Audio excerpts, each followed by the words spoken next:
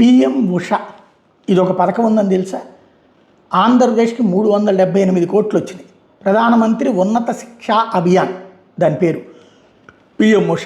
ఈ పథకం కింద ఆంధ్రప్రదేశ్లో యూనివర్సిటీల్లో ఇన్ఫ్రాస్ట్రక్చర్ ఏర్పాటుకు గాను 378 కోట్లు మంజూరు చేశారు. 33 పనుల కోసం అని చెప్పేసి కేంద్ర విద్యాశాఖ సహాయ మంత్రి సుకాంత్ మజుందార్ తాజాగా పార్లమెంట్లో చెప్పడంతో విషయం బయటకు వచ్చింది. ఇందులో హయ్యెస్ట్ ఎవరికి వచ్చినాయి అంటే పద్మావతి మహిళా యూనివర్సిటీకి 100 కోట్లు, కృష్ణదేవరాయ, ఆదికవి నన్నయ్య, యోగి వేమన, కృష్ణ, విక్రయసింహపురి, అంబేద్కర్ విశ్వవిద్యాలయాలకు 20 కోట్లు చొప్పున 120 కోట్లు వచ్చినాయి.